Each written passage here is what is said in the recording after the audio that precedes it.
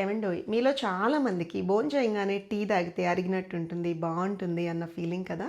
నేను కూడా ఒక టైంలో అండి బయటికెళ్ళి రెస్టారెంట్స్‌లో బిర్యానీస్ అవి తిన్నప్పుడు అబ్బా! ఒక్క గుక్క టీ పడితే బావుంటుంది అన్న ఫీలింగ్ నాకు వచ్చేది. కానీ అది చాలా చాలా రాంగ్ అంటండి. పెద్దవాళ్ళు చెప్తున్న మాట ఏంటి అంటే మనకి ఐరన్ లోపం వస్తుందంటండి.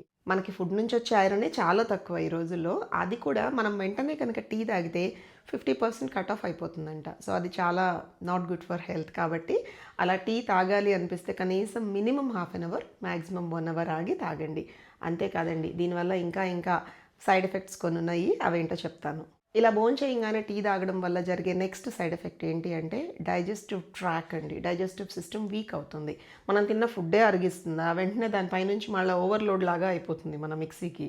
సో అందుకని డైజెస్టివ్ సిస్టమ్ వీక్ అయిందనుకోండి, టీ తాగితే అరుగుదల పక్కన పెట్టేస్తే అది తాగినందువల్ల ఇంకా ఇబ్బంది అనిపిస్తుంది లోపల మనకి. ఎస్పెషల్లీ ఈ ఫుడ్ పైప్ జోను కడుపులో అంతా డిస్టర్బ్డ్గా ఉంటుందన్నమాట. సో ఓవరాల్గా నేను చెప్పేది ఏంటి అంటే టీ ఎడిక్ట్స్ ఉంటారండి. యాక్చువల్గా నేను పర్సనల్గా కాఫీ గర్ల్ని. టీ నాకు పెద్ద ఇష్టం ఉండదు, బట్ ఈవినింగ్ ఒకసారి అయితే టీ తాగుతాను.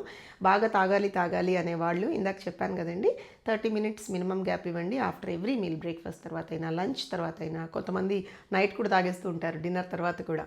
సో లేదు అంటే ఒక 60 మినిట్స్ గ్యాప్ ఇస్తే ఇంకా మంచిది. అండ్ తగ్గించుకోండి గైస్. ఎందుకు అన్ని టీలు కాఫీలు తాగడం, లేనిపోని షుగర్స్, డయాబెటీస్ ఇవన్నీ వస్తూ ఉంటాయి.